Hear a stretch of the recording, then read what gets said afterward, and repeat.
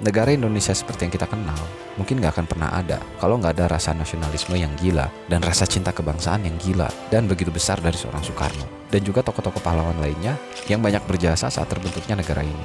Belum lagi determinasi dan juga pengorbanan waktu, uang, jiwa, dan raga yang dikorbanin dengan gila-gilaan dan begitu luar biasa cuma buat nebus satu hal, kemerdekaan. Lucunya, jauh setelah negara ini merdeka, makna kegilaan dan keluar biasaan yang tergambar dari para pahlawan kemerdekaan kita itu perlahan terasa jadi ambigu atau bermakna ganda di saat sekarang, atau mungkin malah justru bergeser maknanya. Kegilaan dan keluar biasaan yang dulu jadi dasar elit politik buat perjuangin kemerdekaan negara ini dan rakyatnya, rasanya beda sama kegilaan dan keluar biasaan yang ditunjukin sama elit politik sekarang. Coba kita perhatiin alegori ini. Jangan tanya apa yang negaramu bisa lakukan buatmu, tapi tanya apa yang bisa kamu lakukan buat negaramu. John F. Kennedy. Ini Pak Mamat.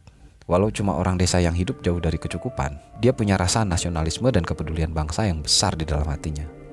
Batinnya nggak tahan nyaksiin potret korupsi dan fenomena elit politik yang berebut kenaikan jabatan secara terang-terangan, sementara rakyat menderita karena kenaikan harga. Pak Mamat bertekad pengen nunjukin aspirasinya dan melawan kesewenang-wenangan tirani di negaranya. Dia pun mulai ikut aktif dan masuk ke dalam partai politik. Bagiku politik adalah barang yang paling kotor, tapi suatu saat kita tidak dapat menghindarinya, maka terjunlah Suhokji. Keaktifan dan ide-ide brilian buat rakyat dan bangsa yang ditelurin Pak Mamat di organisasinya bikin banyak rekan separtainya terkesima. Rasa cintanya sama rakyat tercermin dari ide-idenya yang berorientasi sama kesejahteraan rakyat. Itulah yang bikin Pak Mamat diusung partainya di pemilu yang akan datang. Akhirnya politik jadi perkara modal, rakyat diajarin milih yang terkenal, Najwa Shihab. Dengan bantuan sorotan media, keluguan dan cerminan seorang rakyat dari sosok Pak Mamat, ditambah ide-idenya tentang kesejahteraan rakyat, bikin Pak Mamat terkenal di masyarakat. Pamornya yang cemerlang, bikin Pak Mamat terkenal sebagai tokoh yang punya rasa bela yang tinggi sama rakyat. Keluguan dan popularitasnya itulah yang jadi kunci Pak Mamat sukses kepilih di pemilih itu. Yang lebih penting dari politik adalah kekuasaan. Gus Dur. Lihat Pak Mamat sekarang, hidupnya udah lebih terjamin dan sukses finansial. Soal harta nggak usah ditanya lagi, banyak. Pergi pakai pesawat khusus, mobil disediain yang cuma dibikin satu, hanya untuk yang terhormat Pak Mamat. Kemanapun perginya dia dikawal pasukan terbaik, ditemenin sama rekan terbaik, ketemu sama orang-orang terbaik, makan makanan yang terbaik, dengan fasilitas terbaik. Pak Mamat senang, dia baru sadar kalau kekuasaannya sekarang besar banget. Hanya dengan telunjuk, dia bisa ganti kepala institusi. Cuma dengan satu kalimat, dia bisa bubarin sebuah organisasi. Bahkan hanya dengan kedipan matanya, orang bisa bungkam dan tunduk. Ini luar biasa, kata Pak Mamat. Politik mengajarkan bahwa tugas politikus sesungguhnya itu melaksanakan kehendak rakyat. Tapi yang terjadi, mereka hanya mementingkan dirinya sendiri. Joseph Schumpeter. Pak Mamat mulai berpikir, gimana kalau jabatannya berakhir? Dia nggak bisa lagi rasain semua kekuasaan dan kenikmatan itu. Kecuali satu hal, dia harus kepilih lagi.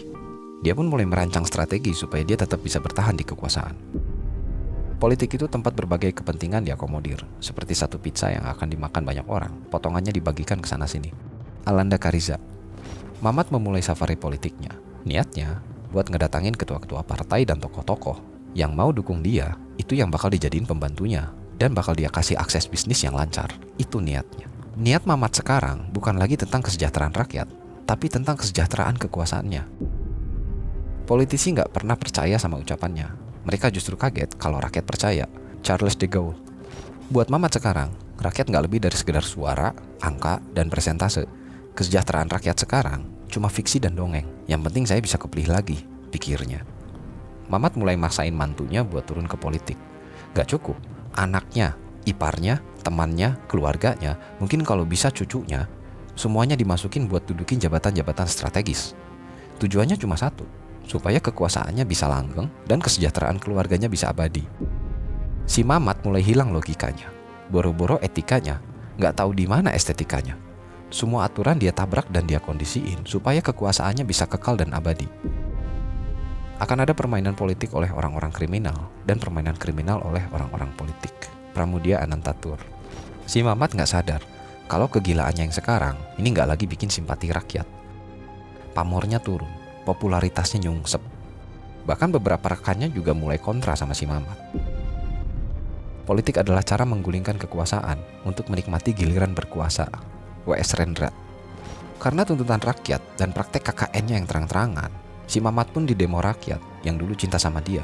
Dan ironisnya, dia diadilin sama rekannya sendiri yang dulu dia bela dan dia kasih jabatan.